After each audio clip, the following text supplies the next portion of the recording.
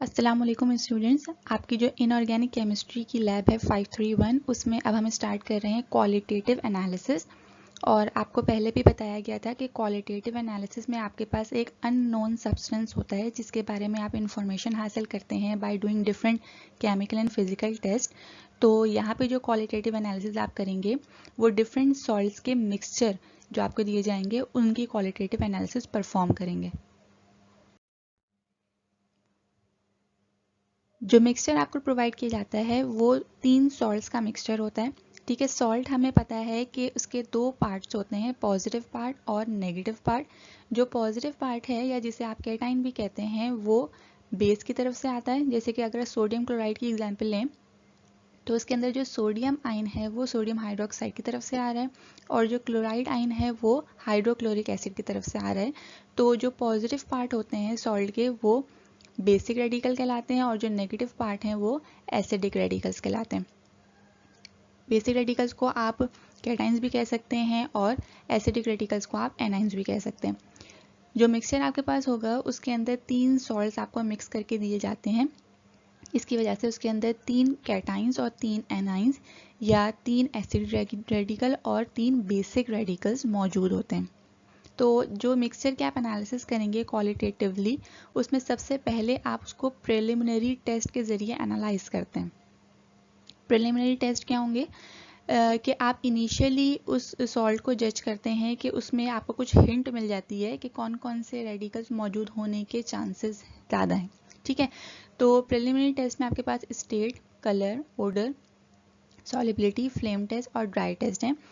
इनको इनिशियली इसलिए किया जाता है, इससे हमें कुछ हिंट्स मिल जाती हैं before starting the systematic analysis. आप जब डिटेल एनालिसिस करने से पहले कुछ इनिशियल एनालिसिस कर लेते हैं ताकि आपको कुछ रेडिकल्स की हिंट मिल जाए और आप उन रेडिकल्स के बारे में थोड़ा सा ज़्यादा कॉन्शियस हो जाएं कि उनको लाजमी आपने एनालाइज करना है। ठीक है, तो जो प्रिलिमिनरी एनालिसिस है उसमें सबसे पहले आता है स्टेट, यानी कि जो आपको मिक्सचर मिलेगा उसमें सबसे पहले आप उसकी स्टेट देखते हैं कि वो किस स्टेट में मौजूद है। स्टेट में 3 तरह की स्टेट हो सकती हैं, क्रिस्टलाइन स्टेट, एमॉर्फस स्टेट और हाइग्रोस्कोपिक। जैसे यहाँ पे 3 एग्जांपल्स आपके पास गिवन है। क्रिस्टलाइन कुछ इस तरह से जिसके क्रिस्टल्स आपको वाज़ेह तौर पर नज़र आते हैं। एमॉर्फस में आपके पास जो मिक्सचर है वो पाउडर्ड फॉर्म में होता है। और हाइग्रोस्कोपिक का मतलब वो सॉल्ट्स जो कि एयर से मॉइस्चर एब्जॉर्ब कर सकते हैं और उनके अंदर मॉइस्चर होने की वजह से वो थोड़े से वेट हो जाते हैं या उनके अंदर लम्प्स बन जाते हैं, जैसे कि यहाँ पे फेरिक क्लोराइड के अंदर बने हुए हैं। तो इस तरह के जो सॉल्ट्स हैं वो फिर हाइग्रोस्कोपिक कहलाते हैं। तो अगर हम आपको 2 सॉल्ट्स को मिक्स करके दे रहे हैं तो हो सकता है हाइग्रोस्कोपिक सॉल्ट की वजह से आपको ओवरऑल पूरा मिक्सचर हाइग्रोस्कोपिक लग रहा हो, लेकिन उसके अंदर सिर्फ एक सॉल्ट हाइग्रोस्कोपिक हो। तो इसका क्या मतलब है कि उस मिक्सचर के अंदर नाइट्रेट, एसीटेट या क्लोराइड हो सकता है अगर तो वो थोड़ा सा भी वेट है या हाइग्रोस्कोपिक है। लेकिन अगर वो क्रिस्टलाइन है या एमॉर्फस है तो इसका मतलब उसके अंदर ये रेडिकल्स तो मौजूद नहीं है। ठीक है, इसके अलावा और कोई डेफिनेट कंक्लूजन आप उससे नहीं कर सकते, यानी कि क्रिस्टलाइन और एमॉर्फस में आपके पास कोई डेफिनेट कंक्लूजन नहीं होता। लेकिन जब आपका मिक्सचर हाइग्रोस्कोपिक है तब आप ये कह सकते हैं कि हमारे पास नाइट्रेट, एसीटेट या क्लोराइड में से कुछ मौजूद हो सकता है। ठीक है, फिर आप इनकी जो है वो सिस्टमैटिक एनालिसिस करते हैं और इनकी सीटीज परफॉर्म करते हैं।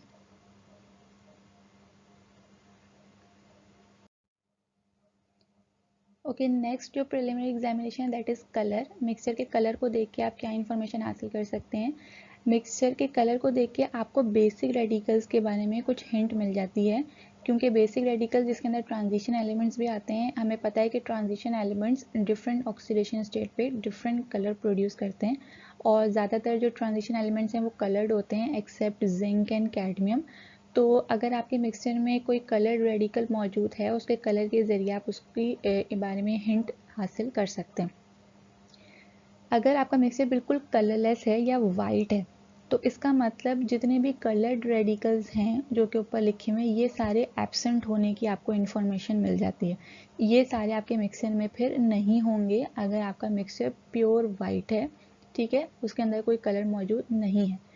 और अगर वो प्योर वाइट है तो फिर कौन से रेडिकल्स होने के चांसेस हैं ये जो सेकंड लाइन में लिखे हुए हैं ये रेडिकल्स होने के चांसेस हैं, जिसके अंदर calcium +2, barium +2, strontium +2, lead +2, ammonium, zinc +2, bismuth +3, aluminium +3 और कैडमियम +2 शामिल हैं। ठीक है, तो जब कलरलेस मिक्सचर होता है तो आप ये इंफॉर्मेशन लेते हैं कि ये वाले रेडिकल्स हो सकते हैं और कलर रेडिकल्स एब्सेंट हैं।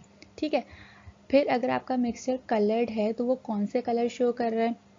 हो सकता है वो सिर्फ एक कलर शो करे, हो सकता है वो दो कलर्स का मिक्स होके कोई तीसरा कलर शो करे। तो आपको उसमें पहचानना होता है कि कौन कौन से कलर उसके अंदर मौजूद हैं। कुछ ऐसे रेडिकल्स हैं जो एक से ज़्यादा कलर शो करते हैं, जैसे कि कोबाल्ट +2 और कॉपर +2। कोबाल्ट आपके पास ब्लू कलर भी शो करता है और कोबाल्ट आपके पास पिंक या पर्पल कलर भी शो करता है। ठीक है, डिपेंड करता है कि इसके साथ कौन सा एसिडिक रेडिकल लगा हुआ है। जो एसिडिक रेडिकल होगा उसके हिसाब से ये अपना कलर चेंज कर लेता है। ठीक है, जैसे कि कोबाल्ट क्लोराइड जो है वो आपके पास ब्लू कलर का होता है, लेकिन जब कोबाल्ट क्लोराइड वाटर एब्जॉर्ब कर लेता है तो फिर वो पिंक कलर शो कर रहा होता है। इसी तरीके से अगर हम कॉपर की बात करें तो कॉपर आपके पास ब्लू कलर भी शो कर रहा होता है। ठीक है, और कॉपर आपके पास सी ग्रीन कलर भी शो कर रहा होता है। डिपेंड करता है कि इसके साथ कौन सा एसिडिक रेडिकल लगा हुआ है। ठीक है, अच्छा, अगर ग्रीन कलर की बात करें तो आपके पास जैसे कॉपर +2 सी ग्रीन कलर शो कर रहा है, इसी तरीके से आपके पास डार्क ग्रीन या ग्रेइश ग्रीन कलर का मिक्सचर भी हो सकता है और एप्पल ग्रीन कलर का मिक्सचर भी हो सकता है। तो अगर डार्क ग्रीन या ग्रेइश ग्रीन कलर का मिक्सचर है तो वो क्रोमियम +3 की प्रेजेंस शो कर रहा होता है, और अगर एप्पल ग्रीन या ब्राइट ग्रीन कलर का आपके पास मिक्सचर है तो वो निकल +2 की प्रेजेंस शो कर रहा होता है। इसी तरीके से आयरन की भी दो ऑक्सीडेशन स्टेट हैं, दोनों के अलग अलग कलर हैं। अगर Fe+2 होगा तो वो पेल ग्रीन या बहुत ही लाइट सा ग्रीन कलर शो कर रहा होगा, लेकिन अगर Fe+3 है तो वो ब्राउन या येलो कलर शो कर रहा होगा। इसी तरीके से जो पिंक कलर है वो दो रेडिकल्स का हो सकता है, कोबाल्ट +2 का भी हो सकता है और मैग्नीज +2 का भी हो सकता है। लेकिन फ़र्क क्या है कि मैग्नीज +2 बहुत ही लाइट सा पिंक कलर होता है, लेकिन कोबाल्ट +2 थोड़ा सा डार्क पिंक कलर होगा, वो आपको विजिबली पिंक कलर नज़र आ रहा होता है। अगर आप इन दोनों का एक्वस सॉल्यूशन बनाएंगे तो एक्वस सॉल्यूशन बनाने में जो कोबाल्ट का पिंक कलर है वो बहुत ही विजिबल होगा, लेकिन मैग्नीज +2 का जो पिंक कलर है वो बिल्कुल फेड हो जाता है, वो गायब हो जाता है, ऑलमोस्ट कलरलेस लगता है मैग्नीज +2 का एक्वस सॉल्यूशन। ठीक है, तो अगर आपके मिक्सर के अंदर कोई डेफिनेट कलर आपको नज़र आ रहा है तो आप उस रेडिकल्स के बारे में थोड़ा सा ज़्यादा श्योर हो जाते हैं कि उसकी आपको सीटी लाजमी करनी होती है, उसको कंफर्म करना होता है।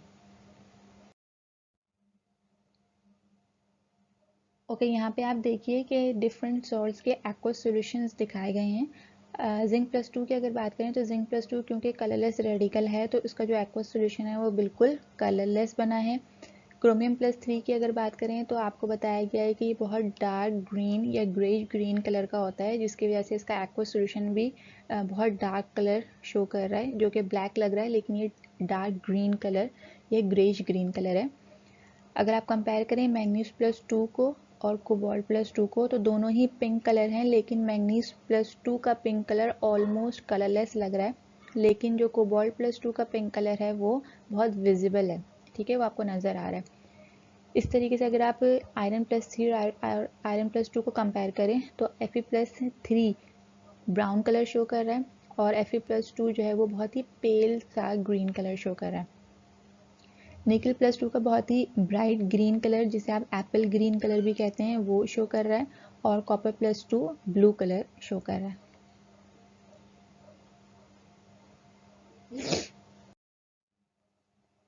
ओके, नेक्स्ट जो प्रिलिमिनरी टेस्ट है वो है ओडर, यानी कि आपको अपने मिक्सचर को स्मेल करके उसकी ओडर पहचाननी होती है।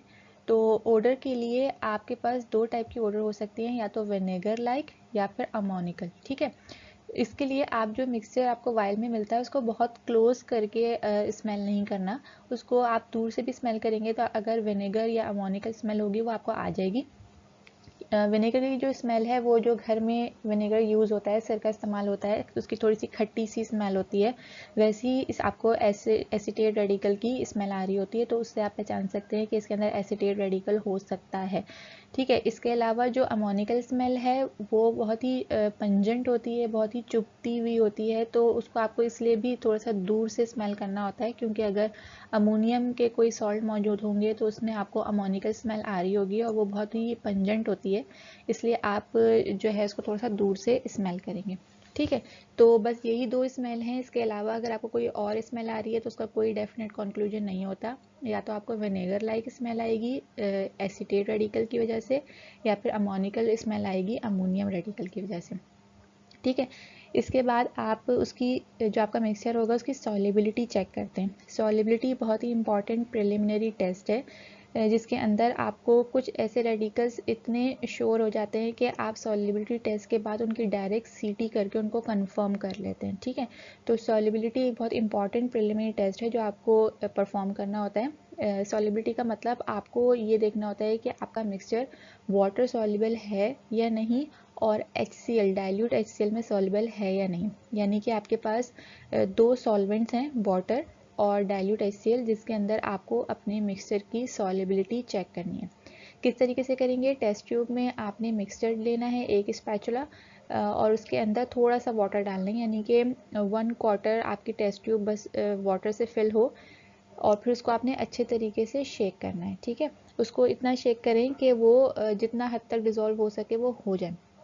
शेक करने के बाद आप देखें वाटर के अंदर वो अगर कम्प्लीटली सॉल्युबल हो जाता है, कोई पार्टिकल नहीं बचते, तो वो वाटर सॉल्युबल कहलाएगा। इसी तरीके से HCl भी आप उसी प्रोपोर्शन से डालेंगे, यानी कि मिक्सर लेंगे टेस्ट ट्यूब में और उसके अंदर 1/4 टेस्ट ट्यूब आपने HCl से फिल कर दी, और फिर उसको आप इसको शेक करेंगे। शेक करने के बाद देखेंगे अगर वो कम्प्लीटली सॉल्युबल हो गया, क्लियर सोल्यूशन बनता है, कोई पार्टिकल नहीं रह जाता, तो वो HCl सॉल्युबल कहलाएगा। ठीक है, अब कौन से ऐसे रेडिकल्स हैं जो कि वाटर के अंदर सॉल्युबल होंगे और कौन से ऐसे रेडिकल्स हैं जो कि HCl के अंदर सॉल्युबल होंगे? जो ऊपर यहाँ पे लिखे हुए हैं, ammonium radical, potassium, sodium, acetate, nitrate, nitride, bicarbonate, chloride, ये सारे के सारे वाटर सॉल्युबल रेडिकल्स हैं, यानी कि अगर इनके सॉल्ट्स मौजूद होंगे तो आपका मिक्सचर वाटर सॉल्युबल होगा, कंप्लीटली वाटर में क्लियर सॉल्यूशन दे देगा। ठीक है, इसके अलावा क्लोराइड, ब्रोमाइड, आयोडाइड, इनके जो सॉल्ट्स होंगे वो भी वाटर सॉल्युबल होते हैं, except for mercury, lead and silver. अगर ये मर्करी, लेड और सिल्वर क्लोराइड, ब्रोमाइड, आयोडाइड के साथ हैं तो फिर वो आपका मिक्सचर जो है वो वाटर सॉल्युबल नहीं होगा। अदरवाइज बाकी जो जितने भी पॉजिटिव रेडिकल्स हैं वो अगर क्लोराइड, ब्रोमाइड, आयोडाइड के साथ मिल रहे हैं तो वो आपके पास वाटर सॉल्युबल मिक्सचर देते हैं। ठीक है, इसके अंदर भी अगर आप लेड की बात करें तो लेड क्लोराइड वाटर के अंदर जब आप वाटर को हीट करते हैं या उसको एक्वा सॉल्यूशन को थोड़ा सा हीट करते हैं तो लेड क्लोराइड डिजॉल्व हो जाता है। तो लेड क्लोराइड हॉट वाटर में सॉल्युबल हो जाता है, जो रूम टेम्परेचर का वाटर है उसके अंदर लेड क्लोराइड सॉल्युबल नहीं होता। ठीक, अच्छा, इसके अलावा जितने भी सल्फेट के सॉल्ट्स होंगे वो सारे के सारे वाटर सॉल्युबल होंगे except for barium, strontium and lead, यानी कि बेरियम, स्ट्रोंशियम और लेड अगर सल्फेट के साथ है तो वो वाटर इनसॉल्युबल होंगे, अदरवाइज बाकी जितने भी सल्फेट के सॉल्ट्स हैं वो वाटर सॉल्युबल होंगे। ठीक, तो अगर आपका मिक्सचर वाटर के अंदर सॉल्युबल होता है तो आप प्रेडिक्ट कर सकते हैं कि इनमें से कोई रेडिकल हो सकता है। HCl सॉल्युबिलिटी के लिए जब आप अपने मिक्सचर के अंदर HCl डालते हैं, डाइल्यूट HCl, और अगर वो क्लियर सॉल्यूशन दे देता है तो फिर आप क्या प्रेडिक्ट कर सकते हैं? सबसे पहली बात तो ये कि जितने भी वाटर सॉल्युबल सॉल्ट्स होंगे जो हमने ऊपर डिस्कस किए, वो water soluble salts HCl soluble भी होंगे। ठीक है, जो सॉल्ट्स वाटर में सॉल्युबल हो रहे हैं वो HCl में भी सॉल्युबल होंगे except for mercury, lead and silver, जो हमने ऊपर भी डिस्कस किया। ठीक है, क्योंकि ये वाटर सॉल्युबल इनके नहीं होती, इनकी वाटर सॉल्युबिलिटी नहीं होती, तो अगर ये वाटर सॉल्युबल नहीं है तो ये HCl सॉल्युबल भी नहीं है। बाकी जितने भी वाटर सॉल्युबल सॉल्ट्स हैं वो HCl सॉल्युबल भी हैं। इसके अलावा कार्बोनेट के सॉल्ट्स, फॉस्फेट के सॉल्ट्स, क्रोमेट के और ऑक्जेलेट के, इनके जो सॉल्ट्स हैं ये वाटर के अंदर तो सॉल्युबल नहीं होते लेकिन HCl के अंदर सॉल्युबल हो जाते हैं। ठीक है, तो अगर आपके अंदर आपके मिक्सचर में कुछ ऐसे सॉल्ट्स हैं जो कि वाटर के अंदर सॉल्युबिलिटी आपको नहीं दे रहे, लेकिन जब आपने HCl में डिसॉल्व किया तो वो HCl में सॉल्युबल हो गए, इसका मतलब वो इनमें से कुछ ऐसे सॉल्ट्स हो सकते हैं। इसके अलावा बिस्मिथ और लेड, ये दो ऐसे रेडिकल्स हैं जो आप सॉल्युबिलिटी से बहुत ज़्यादा श्योर हो जाते हैं, इतने श्योर हो जाते हैं कि आप इनकी यहाँ से सॉल्युबिलिटी टेस्ट के बाद डायरेक्ट CT परफॉर्म करते हैं। बिस्मिथ की क्या इंडिकेशन है सॉल्युबिलिटी टेस्ट में, अगर बिस्मिथ मौजूद होगा आपके मिक्सचर में तो वो HCl के अंदर तो सॉल्युबल होगा लेकिन वाटर में इनसॉल्युबल होगा। ठीक है, जब आपने वाटर के अंदर उसकी सॉल्युबिलिटी देखी तो वो इनसॉल्युबल आ रहा होगा, लेकिन जब आप HCl में देखते हैं तो वो सॉल्युबल हो जाता है। इसका मतलब बिस्मिथ आपके मिक्सचर में हो सकता है, और जब यहाँ से आपको बिस्मिथ की डायरेक्ट CT करके उसको कंफर्म कर लेते हैं। लेड के केस में ये होता है कि लेड वाटर के अंदर, हॉट वाटर के अंदर सॉल्युबल हो जाता है लेकिन HCl के अंदर सॉल्युबल नहीं होता। ठीक है, हॉट वाटर में लेड सॉल्युबल हो जाएगा और HCl में सॉल्युबल नहीं होता। यहाँ से आप लेड की डायरेक्ट CT करके उसको भी कंफर्म कर लेते हैं। ठीक है, तो सॉल्युबिलिटी की जो आपका प्रिलिमिनरी टेस्ट है उससे बिस्मिथ और लेड के बारे में बहुत इंपॉर्टेंट इंफॉर्मेशन आपको मिल जाती है।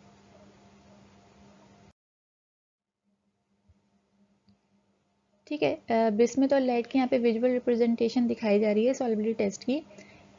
लेड हॉट वाटर में बिल्कुल क्लियर सॉल्यूशन दे रहा है, ये आपको नजर आ रहा है, बिल्कुल क्लियर, कोई पार्टिकल इसमें नहीं है, लेकिन जैसे ही आप इसको HCl में डिसॉल्व करते हैं तो वो HCl में प्रेसिपिटेट आउट हो जाता है लेड क्लोराइड की शक्ल में और आपको डेंस वाइट प्रेसिपिटेट मिलते हैं। ठीक है, तो यहाँ से आपको पता चल जाता है कि लेड आपके मिक्सचर में मौजूद है और फिर आप इसकी CT कर लेते हैं। इसके बरक्स अगर हम बात कर रहे हैं बिस्मिथ की, तो बिस्मिथ का ये वाटर सॉल्युबल सॉल्यूशन है जो कि इनसॉल्युबिलिटी दे रहा है। ठीक है, वाटर के अंदर आपने सॉल्यूशन बनाया बिस्मिथ का और वो आपको इनसॉल्युबिलिटी दे रहा है, यानी कि प्रेसिपिटेट दे रहा है। इसके बरक्स अगर आपने इसको HCl में डिसॉल्व किया तो HCl में बिल्कुल क्लियर सॉल्यूशन दे रहा है। इसी HCl सॉल्यूशन के अंदर अगर आप वाटर डालते हैं तो वो दोबारा आपको प्रेसिपिटेट दे देता है। ठीक है, यानी कि बिस्मिथ का आपने एक टेस्ट ट्यूब, बिस्मिथ का मिक्सचर लेके आपने एक टेस्ट ट्यूब में जब वाटर डाला तो वो आपको ये कंडीशन दे रहा है, दूसरी टेस्ट ट्यूब में आपने बिस्मिथ का मिक्सचर लेके इसके अंदर HCl डाला तो वो आपको ये कंडीशन दे रहा है। और इसी सेकेंड टेस्ट ट्यूब में अगर आप बहुत ज़्यादा वाटर डाल देते हैं, टेस्ट ट्यूब की माउथ के ऊपर तक वाटर डाल देते हैं तो आपको प्रेसिपिटेट नज़र आना शुरू हो जाते हैं, क्योंकि वो वाटर की वजह से बिस्मिथ दोबारा इनसॉल्युबिलिटी दे रहा होता है। ओके, जो नेक्स्ट आपका प्रिलिमिनरी टेस्ट है दैट इज़ फ्लेम टेस्ट, और ये फ्लेम टेस्ट किया जाता है 5th ग्रुप के रेडिकल्स के लिए जिसके अंदर कैल्शियम, बेरियम और स्ट्रोंशियम शामिल हैं। क्योंकि ये कलरलेस रेडिकल्स होते हैं तो अगर ये आपके मिक्सर में मौजूद हैं तो आप फ्लेम टेस्ट के ज़रिए इनको डिटरमाइन कर सकते हैं, इनकी हिंट आपको फ्लेम टेस्ट से मिल जाती है। फ्लेम टेस्ट आपकी पूरी मिक्सचर एनालिसिस में 2 स्टेप्स में परफॉर्म किया जाता है। पहला स्टेप जब आप प्रिलिमिनरी टेस्ट कर रहे होते हैं उस वक्त भी आप फ्लेम टेस्ट कर सकते हैं, और जब आप 5th ग्रुप का टेस्ट कर रहे होते हैं और आपको ग्रुप टेस्ट के बाद वाइट रेजिड्यूज मिलते हैं उसके बाद भी आप फ्लेम टेस्ट करते हैं। ठीक है, तो जो फ्लेम टेस्ट है उसके लिए सबसे पहली बात तो ये है कि कैल्शियम, बेरियम और स्ट्रोंशियम फ्लेम के साथ पर्टिकुलर कलर देते हैं। ठीक है, जब आप उनको फ्लेम पे बर्न करेंगे तो वो फ्लेम का कलर चेंज कर देते हैं, और वो जो पर्टिकुलर कलर है वो डिफरेंट रेडिकल के लिए डिफरेंट होता है, उस कलर से आप पहचान सकते हैं। सही, फ्लेम टेस्ट किया किस तरीके से जाता है, आप एक ग्लास रॉड लेंगे जो कि बिल्कुल क्लीन और ड्राई होनी चाहिए, और उस ग्लास रॉड की जो ग्लास वाली साइड है, एक तो रबर वाली साइड होती है, रबर वाली साइड नहीं, जो ग्लास वाली साइड है उसको डिप करते हैं कॉन्सेंट्रेटेड HCl के अंदर। ठीक है, कॉन्सेंट्रेटेड HCl में आपने ग्लास रॉड की जो ग्लास वाली साइड है वो डिप की, और उस वेट साइड को फिर आप डालते हैं मिक्सचर के अंदर जो आपके वाइल में मौजूद होता है, या फिर जो वाइड रेजिड्यूज आपको 5th ग्रुप में ग्रुप टेस्ट के बाद मिलते हैं। ये आपको ग्रुप टेस्ट के बाद कैसे मिलेंगे, जब आपको 5th ग्रुप का डिमॉन्स्ट्रेशन मिलेगा, बेसिक रेडिकल्स का डिमॉन्स्ट्रेशन मिलेगा, उस वक्त आपको पता चलेगा कि ये वाइड रेजिड्यूज आपको 5th ग्रुप के ग्रुप टेस्ट में कैसे मिलेंगे। ठीक है, तो या तो आप ग्रुप टेस्ट में वाइड रेजिड्यूज के अंदर डिप करते हैं ग्लास रॉड को, या फिर डायरेक्टली मिक्सचर के अंदर डिप करते हैं, तो जो ग्लास रॉड की टिप होती है उस पर मिक्सचर या वाइड रेजिड्यूज लग जाते हैं, और फिर आपका जो फ्लेम ब्लू कलर का फ्लेम होता है उसके ऊपर आप उस ग्लास रॉड को लेके जाते हैं, जैसे कि यहाँ पे दिखाया जा रहा है। पहले आपने ग्लास रॉड को HCl में डिप किया, उसके बाद फिर मिक्सचर या वाइट रेजिड्यूज के अंदर डिप किया और ग्लास रॉड की टिप को ब्लू फ्लेम के ऊपर टेस्ट किया। ठीक है, इसमें आपको ये मेक श्योर करना है कि जो आपका बर्नर है उसको इस तरह से एडजस्ट करें कि जो फ्लेम उसमें निकल रही हो ब्लू हो। जब आप अपना मिक्सचर लेके जाते हैं फ्लेम में, तो ये 3 कंडीशंस में से कोई एक कंडीशन हो सकती है। अगर कैल्शियम होगा आपके मिक्सचर में, तो जो ब्लू कलर का फ्लेम है वो ब्रिक रेड या ऑरेंज हो जाएगा। ठीक है, ऑरेंज में कन्वर्ट हो जाएगा, तो आप इससे ही बता सकते हैं कि इसके अंदर कैल्शियम मौजूद है। अगर तो बेरियम मौजूद होगा तो जो ब्लू कलर का फ्लेम है वो पेल ग्रीन होगा। पेल ग्रीन का मतलब इतना लाइट ग्रीन होता है कि समटाइम्स इसको डिटरमाइन करना मुश्किल होता है। तो अगर आपका ब्लू कलर का फ्लेम ब्लू ही रहता है, इसका मतलब बेरियम मौजूद है। अगर उसके अंदर कोई और कलर चेंज नहीं आ रहा, तो आप इसमें बेरियम की इंडिकेशन हासिल कर सकते हैं, क्योंकि वो बहुत लाइट सा ग्रीन होता है। ब्लू कलर के अंदर वो लाइट ग्रीन कलर फील नहीं होता। लेकिन स्ट्रॉन्शियम बहुत अच्छा कलर देता है, क्रिम्सन रेड कलर, जिसे आप डार्क रेड भी कहते हैं, जैसे यहाँ पे दिखाया जा रहा है। ब्लू कलर का जो फ्लेम है वो क्रिम्सन रेड या डार्क कलर का फ्लेम में कन्वर्ट हो जाता है, तो उससे आपको स्ट्रॉन्शियम की कंफर्मेशन हो जाती है। ठीक है, अच्छा, अगर तो आप मिक्सचर से ये टेस्ट कर रहे हैं, फ्लेम टेस्ट, ये जो आप प्रिलिमिनरी टेस्ट करते हैं, उसमें अगर जब आप फ्लेम टेस्ट कर रहे हैं तो मिक्सचर से डायरेक्टली मिक्सचर से ये टेस्ट सिर्फ स्ट्रॉन्शियम के लिए अच्छा आता है। ठीक है, कैल्शियम और बेरियम के लिए इतना अच्छा कलर चेंज डायरेक्टली मिक्सचर से नहीं आएगा। कैल्शियम और बेरियम के अंदर अगर आप कलर चेंज देखना चाह रहे हैं फ्लेम का, तो वो आपको वाइट रेजिड्यूज, जो कि ग्रुप 5 के वाइट रेजिड्यूज हैं, उनसे ज़्यादा अच्छा विजिबल कलर चेंज आता है। लेकिन डायरेक्टली मिक्सचर से सिर्फ स्ट्रॉन्शियम का अच्छा कलर चेंज आता है फ्लेम का। ठीक है, तो जब आप प्रिलिमिनरी टेस्ट कर रहे हैं तो फ्लेम टेस्ट ज़्यादातर स्ट्रॉन्शियम के लिए किया जाता है। स्ट्रॉन्शियम की अच्छी इंडिकेशन देता है। ठीक है,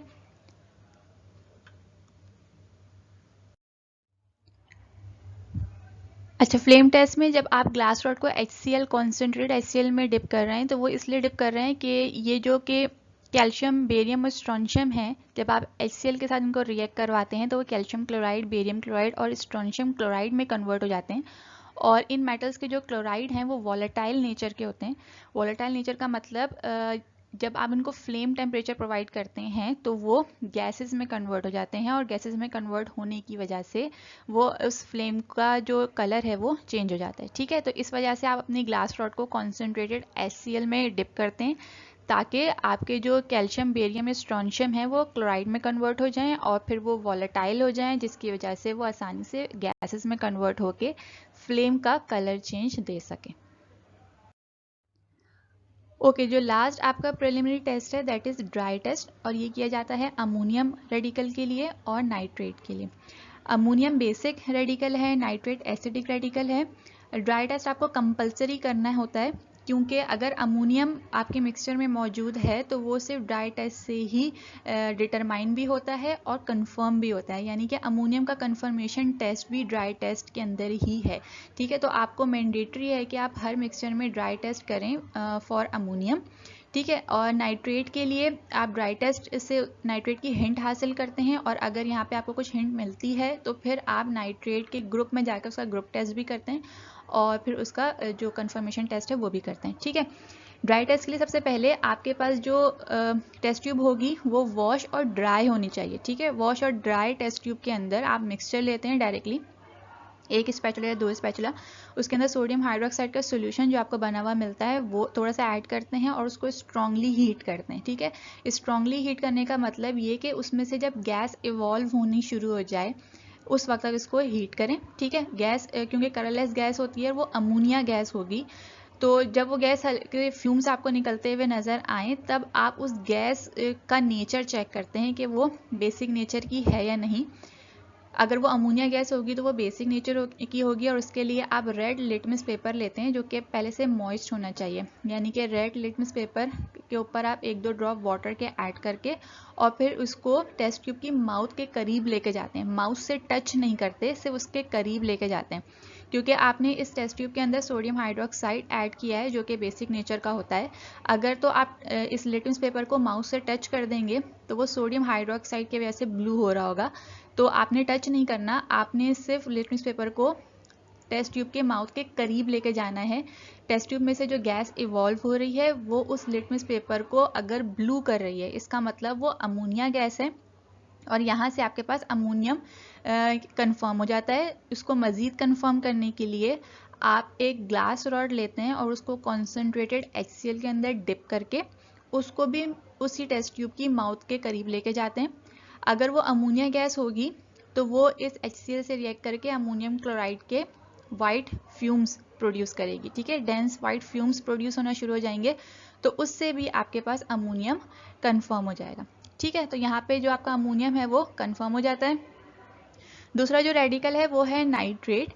नाइट्रेट का जो ड्राई टेस्ट है वो अमोनियम के बाद किया जाता है। अगर तो अमोनियम आपके पास मौजूद है तो फिर आप नाइट्रेट का ड्राई टेस्ट यहाँ पे स्किप कर देते हैं और नाइट्रेट को ग्रुप में जाके ग्रुप टेस्ट करके और CT करके डिटरमाइन करते हैं, ठीक है। लेकिन अगर आपके पास अमोनियम एब्सेंट है तो फिर आप नाइट्रेट के लिए ड्राई टेस्ट करते हैं, ठीक है। वजह क्या है?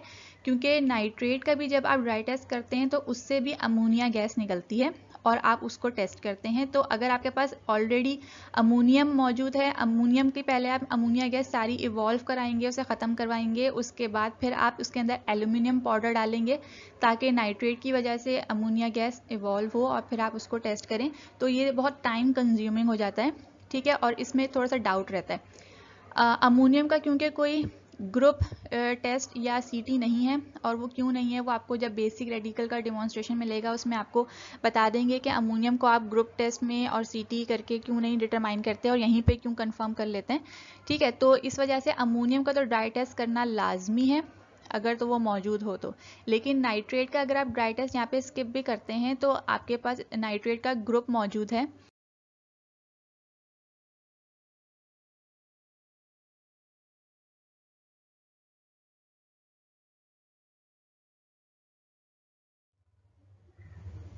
तो नाइट्रेट के ड्राई टेस्ट के लिए आप वो जो टेस्ट ट्यूब जिसके अंदर आपने मिक्सचर और सोडियम हाइड्रोक्साइड डाल के स्ट्रांगली हीट किया था, अगर तो अमोनियम एब्सेंट है तो आप उसी टेस्ट ट्यूब के अंदर एल्यूमिनियम पाउडर डालते हैं और एल्यूमिनियम पाउडर डालने के बाद उसको स्ट्रांगली हीट करते हैं। अब जो गैस इवॉल्व हो रही है अगर वो अमोनिया गैस है तो वो नाइट्रेट की वजह से है, और आप उसको वैसे ही रेड लिटमस पेपर जो कि पहले से मॉइस्ट होगा उससे चेक करते हैं। अगर तो रेड लिटमस पेपर ब्लू हो रहा है इसका मतलब इसके अंदर नाइट्रेट मौजूद हो सकता है।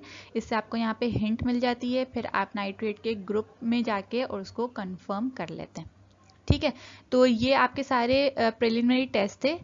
ये सारे के सारे आपको टेस्ट लाजमी परफॉर्म करने हैं हर मिक्सचर के लिए। जो भी आपको मिक्सचर मिलेगा उसके अंदर सारे प्रिलिमिनरी टेस्ट आप परफॉर्म करेंगे, क्योंकि हर प्रिलिमिनरी टेस्ट का अपना मकसद है और अपना एडवांटेज है। उससे आपको हिंट्स मिलती हैं, कुछ रेडिकल वहीं से आपको कंफर्म हो जाते हैं, कुछ रेडिकल्स की आपको हिंट मिल जाती है। तो फिर आगे जब आप सिस्टमैटिक एनालिसिस करते हैं, ग्रुप वाइज एनालिसिस करते हैं, उसमें आपको आसानी हो जाती है।